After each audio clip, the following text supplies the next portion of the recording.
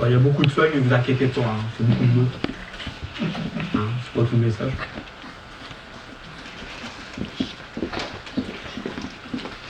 Alors, le terme dont nous allons parler aujourd'hui, c'est simple, la prière. Hein, les enseignements, je pense qu'on en a reçus. On en recevra encore. Et pour tous, c'était excellent. Moi, écouter les orateurs qui parlaient sur la prière, ça m'a toujours apporté le plus. Hein, et à considérer, bien sûr, comment revoir ma vie de prière.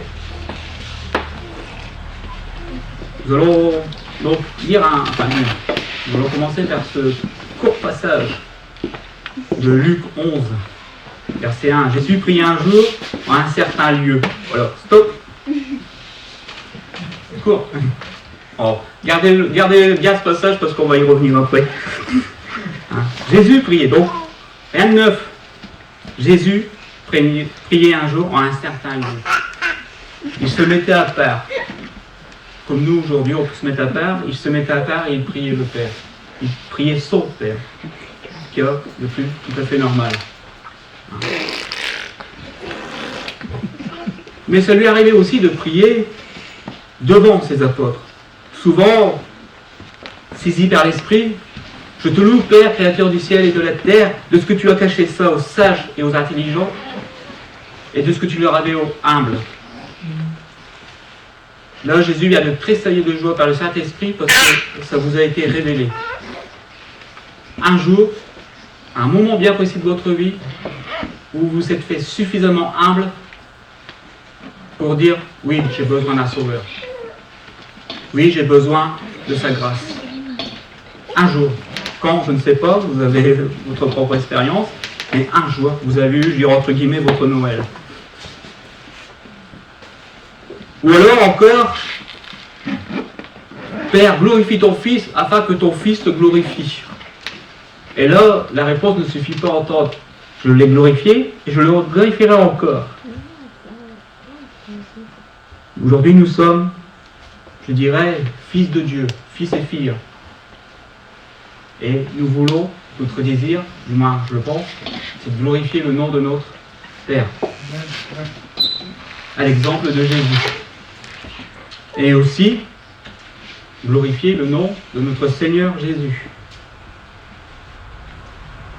Jusque-là, nous voyons ici Jésus qui prie devant ses apôtres, et non pas en retrait, comme je l'ai lu au premier verset. Mais il y a une prière qui pour moi est importante, et quand je l'ai relue, elle m'aide. Elle m'aide à prier. C'est dans Jean 17, verset 1.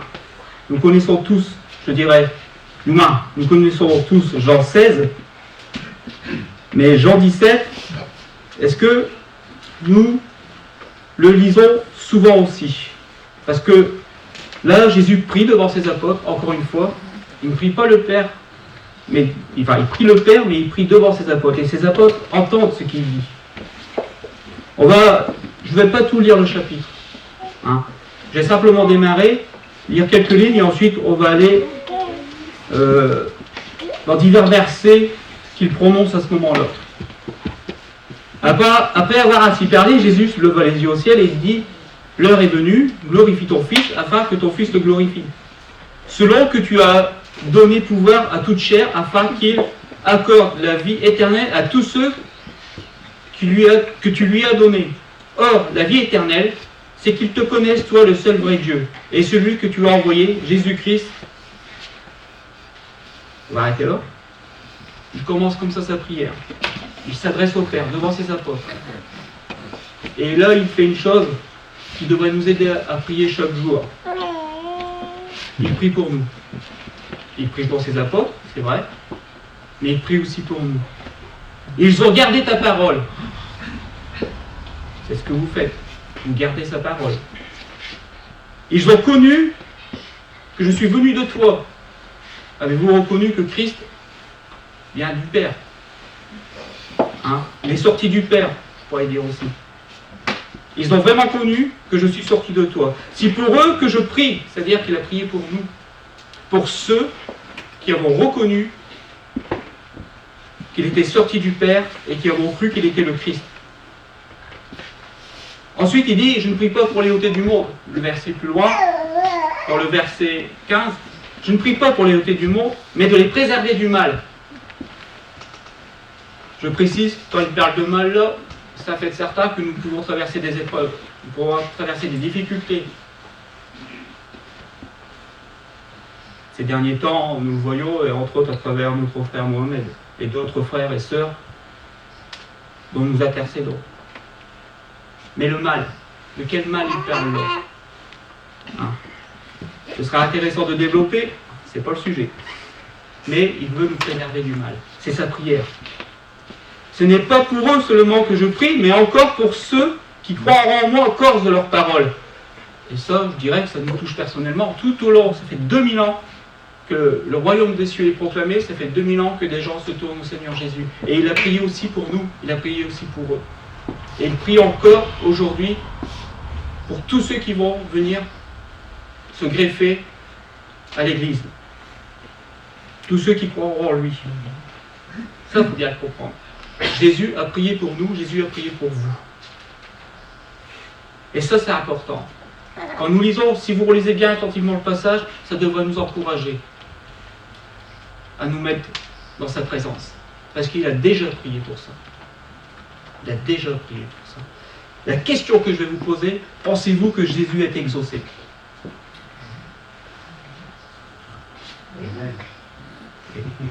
Alors pour ceux qui en doutent, j'ai quand même pris un verset. Comme je vous ai dit, j'ai pris beaucoup de notes. Hein. Voilà. C'est au moment où Jésus se retrouve devant le tombeau de Lazare. Et là, il prie son Père encore une fois. Pour moi, je sais que tu m'exauces toujours. Mais j'ai parlé à cause de la foule qui m'entoure, afin qu'ils croient en toi et à celui que tu as envoyé. Pour moi, tu m'exauces toujours. Quand Jésus priait, le Père l'exauçait. Osons dire, et ceux qui connaissent la Bible, peut-être qu'ils viendront après, ils me diront non, André, peut-être tort. Je m'y attends. Donc. Jésus a eu 100% de prières exaucées. Vrai ou faux? Moi je dis ouais. 100% de prières exaucées. Excusez-moi, il faut que je revienne en fait. Cela me fait revenir à Luc. Et on continue. Lorsqu'il eut achevé, un de ses disciples lui dit, Seigneur, enseigne-nous à prier, comme Jean l'a enseigné à ses disciples. Et là, Jésus commence. Il commence à enseigner, à apprendre à ses apôtres à prier. Vous connaissez la suite? Il commence par le Notre Père. Et aujourd'hui, tout le monde, dans des églises, l'utilise comme prière. Nous, on peut le développer, on a appris à le développer. Moi, j'appelle le Notre Père la formule, parce que je peux l'utiliser. Simplement, Notre Père, quand on se sanctifier, je peux arrêter sur le verset et commencer à louer Dieu en le sanctifiant. Par moment, c'est suffisant. Simplement en le louant, en lui rendre grâce. Ensuite, on peut développer. Ensuite, et il y a eu des enseignements là-dessus, dont un qui m'a beaucoup marqué de Yom Kippur. Vous connaissez sur le Notre Père, et je l'utilise encore aujourd'hui. Et Jésus va beaucoup plus loin. Il ne s'arrête pas qu'au Notre Père. Ce qu'il demande à ses apôtres, c'est de dire, maintenant, non seulement, voilà comment vous devez prier, mais vous devez tenir bon, vous devez insister. Et je vais prendre deux exemples, bon, toujours sur le même chapitre, dans le verset 5. Il leur dit encore, si un de vous a un ami, et qu'il aille le trouver au milieu de la nuit pour lui dire, ami, prête-moi 3 pains, car j'ai un de mes amis qui est en voyage chez moi, et je n'ai rien à lui offrir. Et si à l'intérieur de la maison, cet ami lui répond, ne m'importune pas. J'ai fermé la porte, mes enfants et moi, nous sommes au lit, je ne puis me lever pour te donner du pain. Et là, Jésus dit, je vous le dis, même s'il ne se levait pour lui donner du pour lui donner parce que son ami, il est son ami, il se leverait à cause de son importunité. Sommes-nous importants? Est-ce que nous osons importuner le Seigneur? Venir devant lui, l'embêter. Nous sommes dans une période de jeûne et de prière et nous intercédons pour diverses choses. Entre autres, nous intercédons pour des frères, pour des sœurs, pour Mohamed, pour Bruno et pour d'autres personnes. Je sais pas tout le monde en mémoire. Nous sommes devant lui. Et nous l'embêtons. Seigneur, pour cet homme, pour cette femme, pour ce frère, pour cette sœur, pour mon mari, pour mon épouse, pour mon enfant. Vous savez, il y a une chose que je voudrais dire, c'est que on devrait, par moment, quand on est jeune converti, et là je parle de personnes qui sont tout récemment converties, par moment on devrait prendre du temps pour leur apprendre à prier. Et même par moment on devrait réapprendre à prier. Élie m'a demandé vendredi, vu que j'avais fini plus tôt, j'ai pu me connecter pour la demi-heure de prière et de jeûne. Et Élie m'a demandé de prier. Je suis d'accord, Élie. Oui. Et j'ai prié. Et alors quand j'ai fini de prier, il y a mon épouse qui était à côté de moi, mais je n'avais pas fait gaffe, il y a mon gamin qui était là à côté. Qui est tout jeune converti, qui a été baptisé il n'y a pas longtemps. Et là j'ai réalisé, il faut faire attention à comment je prie maintenant. Parce que lui il écoute, et lui il entend. Et lui il va reprendre ce que moi, ma façon de prier. Imaginez que vous allez vous mettre à côté devant une personne qui est toujours en train de gémir, toujours en train de pleurer. Le jeune converti va faire comme lui. C'est pas sa façon. C'est pas la façon de prier. C'est pas la façon de prier de Jésus, c'est pas ce qu'il nous demande. Donc il est important, par moment, de reconsidérer comment nous prions. Ça, c'était notre parenthèse.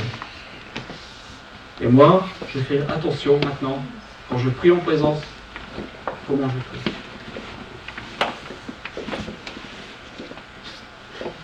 Donc Jésus les interpelle avec, je dirais, cet exemple d'opportunité. Et il rajoute encore, et moi je vous dis, demandez, et l'on vous donnera. On demande au Seigneur. Et je dirais même quelque part, demandons dans le détail.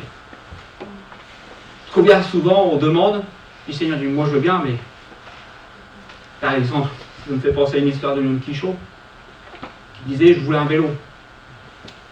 Dans son pays, vous savez que les vélos c'est fréquent, il voulait un vélo. Le Seigneur lui dit, oui d'accord, mais tu le veux comment ton vélo? Il dit, je voudrais rouge, avec ça, avec ça, avec ça. D'accord. Il rentrait dans la précision. Et il a eu ce vélo, comme il a demandé. N'ayons pas peur de rentrer dans une précision. Je prie Seigneur pour restaurer, pour que tu guérisses, pour que tu relèves. Je prie. Demandez et l'on vous donnera. Demandez et l'on vous donnera. C'est une promesse du Seigneur. Cherchez. Cherchons dans sa parole. Problème de santé? Problème de finances? Par un frère, pour une sœur, problème pour nous-mêmes?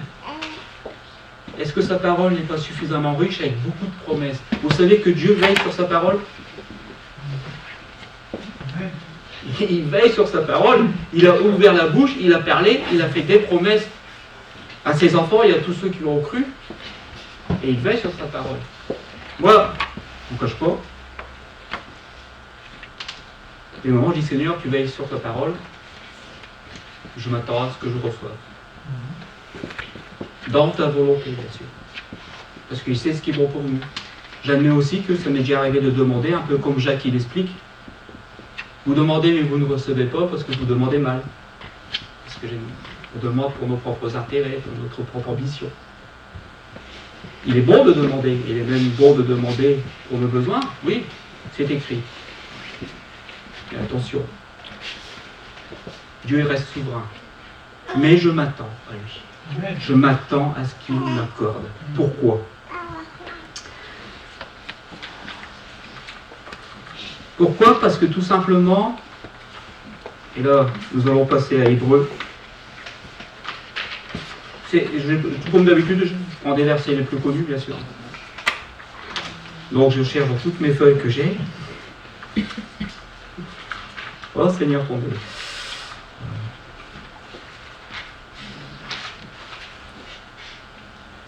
Hébreux 4, verset 16. Jésus nous a invités de donner dans notre intimité, et là, dans Hébreux, on repère l'intimité. Nous donc, approchons-nous donc, pardon, de son trône de grâce avec une grande confiance, avec une libre et joyeuse assurance. Dieu nous témoigne de sa bonté et de sa grâce, et nous obtiendrons le secours nécessaire au bon moment. Approchons-nous donc avec confiance de son trône de grâce. Est-ce que nous sommes sous le trône ou nous approchons devant le trône de la loi? Est-ce que nous approchons devant le trône de la doctrine?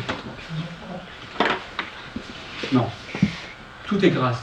Tout ce que prière qui nous a été exaucée, c'est une grâce. On ne la mérite pas. Approchons-nous de son trône de grâce. Et quand il nous dit cela, et nous obtiendrons le secours nécessaire au bon moment. Je répète, nous obtiendrons le secours nécessaire au bon moment. Il n'a pas dit demain, il n'a pas dit après-demain, il a dit au bon moment. Lui, il sait. Il sait à quel moment le secours va lui apporter le secours.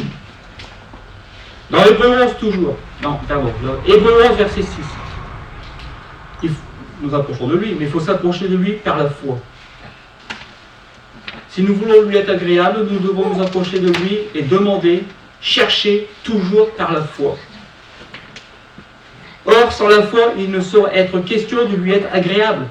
Si quelqu'un s'approche de Dieu, pour entrer en communion avec lui, il faut bien qu'il croie d'abord à son existence et qu'il ait la conviction que Dieu récompense ceux qui cherchent de tout leur cœur. Quand j'ai lu ce passage, et je ne l'ai pas lu qu'une fois, mais à chaque fois, ça m'a interpellé qu'il croit à son existence. Vous êtes ici? Quand vous priez, croyez à son existence. Moi, j'allais plus loin. Je pense qu'il n'y a pas de problème, vous croyez en lui. Mais est-ce que vous croyez en ce qu'il dit?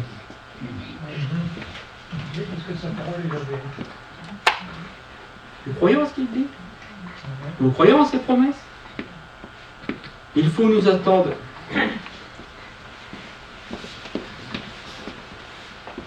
Voilà, il récompense, voilà, je vais revenir là-dessus. Il récompense ceux qui le cherchent de tout leur cœur. Il récompense. Il y a une autre version, il dit il rémunère. Quand vous vous approchez de lui, quand nous nous approchons de lui, pardon, est-ce que nous nous attendons à ce qu'il nous récompense? Moi maintenant, oui. Plus que jamais. Je ne sais pas quoi, je ne sais pas, je sais qu'une chose, c'est que tout ce qui vient de lui est bon. Bon pour moi, bon pour ma famille. Ça, je le sais. Bon pour mon cheminement. Bon pour mon ministère, s'il y a un ministère. Bon pour le service. Bon pour mes frères et pour mes sœurs. Je m'attends à ça. Je m'attends à ce qu'il me récompense. Est-ce que nous nous entendons encore aujourd'hui à ce qu'il nous récompense simplement parce qu'on s'est approché de lui? Est-ce qu'on s'entend à ce qu'il nous rémunère simplement parce que par la foi on s'est approché de lui, on est rentré en communion avec lui, devant son trône de grâce, devant notre Père?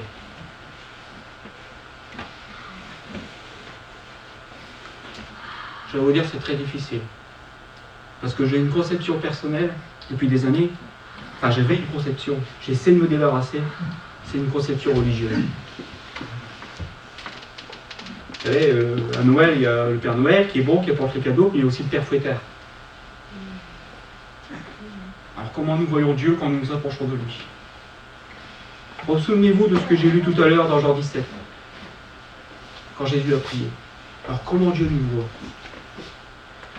Je vais vous aider. Toujours dans Jean 17. Non, pardon. C'est Jean 16 cette fois-ci. J'espère que ça va encore vous encourager.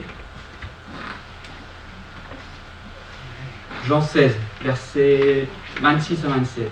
En ce jour, vous demanderez en mon nom. Vous demanderez en mon nom. Souvent, on demande dans le nom de Jésus. Hein? Et je ne vous dis pas que je prierai le Père pour vous. Car le Père lui-même, vous aime. Et pourquoi il vous aime? Pourquoi, quand vous vous approchez de Dieu, il vous aime? Vous avez déjà son amour. Vous avez déjà sa grâce. Nous avons inclus là. Parce que vous m'avez aimé. Et que vous avez cru que je suis sorti de Dieu. Ça ne nous enlève pas un poids? Oui, mais j'ai péché. Ouais. Bon. Moi aussi, là, ça m'a. Et pas qu'une fois, et là, ça. Et je m'approche quand même de lui. Pourquoi? Parce que j'ai besoin de lui. J'ai besoin de lui pour combattre le péché, j'ai besoin de lui pour les secours divers, j'ai besoin de lui pour ma parenté, pour ma femme, pour mes enfants, pour mes amis, pour mes frères, pour mes sœurs en Christ. J'ai besoin de choses, Seigneur. Souvenez-vous du pain, des 3 pains. Je viens te demander 3 pains, c'est pas pour moi, c'est parce que j'ai un ami. Je viens te demander, c'est pas pour moi, parce que j'ai un frère qui est dans le besoin. J'ai une sœur qui est dans le besoin. J'ai un frère qui est maltraité au Tchad. Seigneur, s'il te plaît, donne-lui à manger. Ou alors, applique le surnaturel pour lui. Pour qu'il puisse tenir devant tout le monde. Je peux pas toujours aider. Bien sûr, si une personne viendrait chez moi et que je pourrais lui donner du pain, je lui donnerais du pain. Il y a des choses que je ne peux pas faire, où je ne suis pas dans la présence pour le faire, mais je peux prier. Je viens devant toi, pas pour moi-même. Je viens devant toi parce que j'ai un frère qui a besoin. Et je n'hésite pas. Je rentre, je frappe, je cherche. Parce que ta parole dit ceci, ta parole dit cela, je me plie là-dessus. Mais avec foi. Là la clé. Foi. Je crois. Je crois de ce que tu m'as donné, je crois de ce que tu m'as apporté. N'oublions pas une chose, c'est que quand nous prions et nous commençons à prier dans sa volonté, il y en a un qui n'est pas content. Vous savez, entre le royaume de Dieu et la terre, il y a un ennemi qui combat. Et là, à ce moment-là, oui, il aime bien vous rappeler vos manquements, vous rappeler que vous n'êtes pas parfait, vous rappeler, tu te souviens, tu t'engueulais avec ta femme? Il aime bien. Et là, vous culpabilisez. Et là, vous dites, non, je ne peux pas me présenter devant le Père. Ah si. Si nous pouvons. À cause de Jean 16, 26 à 27. Parce que j'ai cru en son Fils et j'ai cru ce qu'il a accompli, ce qu'il a fait. Oui, je sais. Tout ce qu'il va me donner à partir de ce moment-là, ce sera par grâce. Et non pas par mérite. Et à la gloire de son Fils. Et à sa gloire. Voyons donc comment Jésus explique à ses apôtres qu'il ne faut pas hésiter de venir vers le Père. Il précise, c'est plus simplement Dieu, c'est plus simplement Yahvé, ou Elohim, ou El Shaddai, c'est votre Père. Abba Père. Plus loin, il dit, quel est parmi vous le Père qui lui donnera une pierre à son fils s'il lui demande du pain?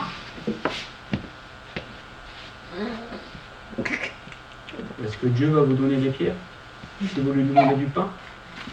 Ou s'il demande un poisson, lui donnera-t-il un serpent au lieu d'un poisson? Ou s'il demande un œuf, lui donnera-t-il un scorpion?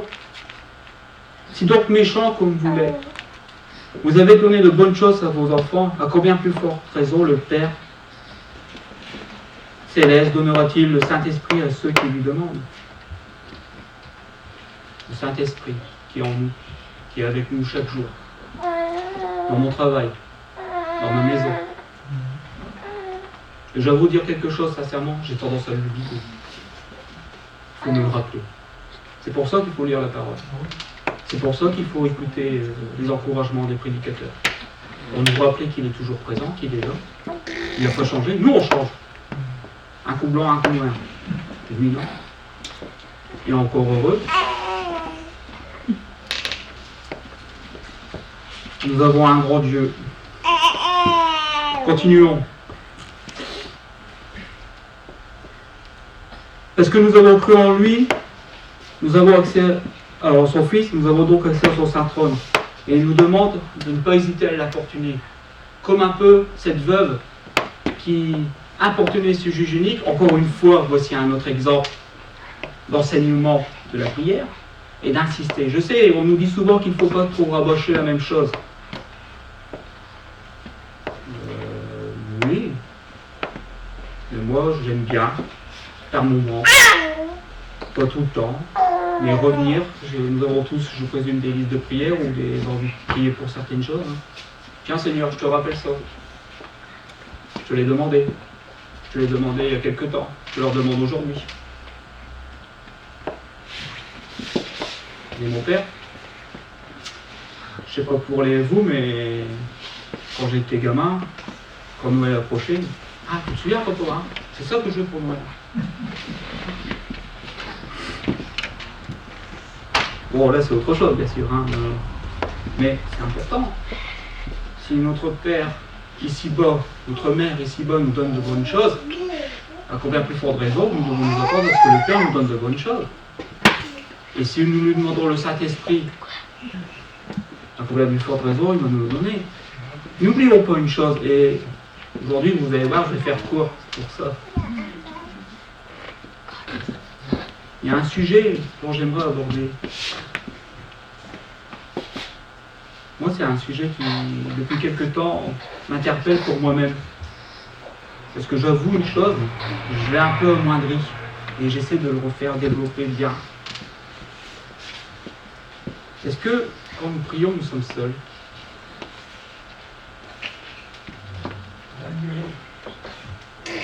Oui, il y a le Père, nous croyons par la foi que le Père est là, il est présent, oui. Mais est-ce que nous sommes seuls? Est-ce qu'il ne nous a pas promis une personne qui viendrait nous aider à prier? Par des soupirs inexprimables, par le parler en langue, par exemple. Est-ce que nous n'avons pas tendance à oublier cela? Bon, je dis nous. Il y a un frère qui répond non. Amen. Merci. Bah moi aussi, tu vois. Et moi, j'avais tendance à oublier. Et je redemande maintenant, Saint-Esprit, tu vois, moi je ne sais pas toujours quoi prier pour mon frère ou pour ma soeur. Et je ne sais pas comment prier correctement. Je sais pas. Parce que toi, tu sais, tu connais son besoin, parce que là où il est, tu vois le problème exact. Moi, je me réfère. Tout le long de cette semaine, j'ai prié dans les moments dans la liste que tu avais aussi donnée. Mais je priais toujours en fonction du Seigneur, je ne sais pas ce qui en est actuellement. Peut-être que ça a changé, peut-être que la personne a été rétablie, guérie, ou la personne est décédée, je ne sais pas. Seigneur, je prie en fonction de ce que je connais. Et j'aimerais que tu m'aides pour prier en fonction de ce que toi tu sais. Et là, à ce moment-là, je suis content. Et le parler en langue, il vient, tranquille, qui apaise. Et je prie. Je le laisse faire. J'ai mon gamin qui a ce désir. J'attends qu'il vienne me voir. Je dis, tu peux m'aider? Oh, il n'y aura pas de souci. Hein. On va monter dans le lieu intime tous les deux, puis on va prier. Et il sait qu'il a reçu. Parce qu'il dit, des moments, il y a des choses qui me viennent, je n'ose pas. Pourquoi? Tu as peur d'être fou? Eh bien, tu peux pas être fou pour Jésus, quoi. Il m'a regardé. Ah, c'est difficile, hein? Quand on dit des mots qu'on ne comprend pas. Maintenant, la question qu'on pourrait encore poser, c'est ce qu'il est marqué. Dieu vous donnera-t-il quelque chose de mauvais si vous lui demandez quelque chose de bon? Quelque chose qui soit au bénéfice de vous-même. Car, vous savez, le parler en langue, c'est un des seuls dons qui a été donné pour toute l'Église et aussi pour nous individuellement. Tous les autres dons ont été donnés pour le service, pour les frères, pour les sœurs, et celui-là, il a été donné aussi pour nous personnellement. À combien plus forte raison qu'il faut l'utiliser. Je ne sais pas comment prier pour mon gamin. Mais toi, Seigneur, tu sais. L'avantage que j'ai aujourd'hui, c'est avant on était 2 contre 3, maintenant on est 3 contre 2.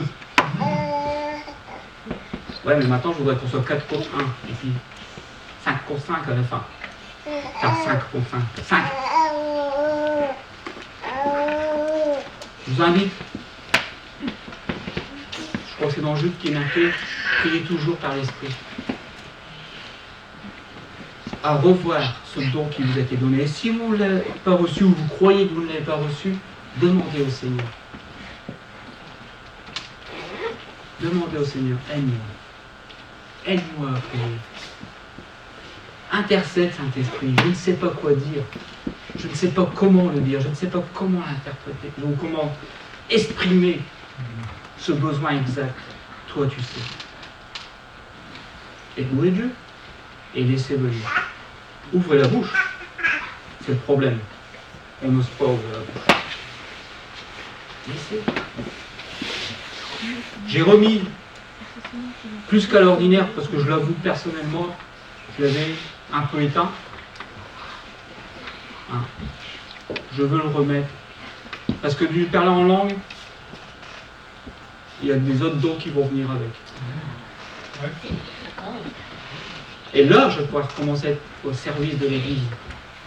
Non pas par les mérites d'André, c'est moi le meilleur, mais simplement pour la gloire de Dieu, et pour mes frères et pour mes sœurs, et ainsi, je vais même encore aller plus loin, pour celui de dehors,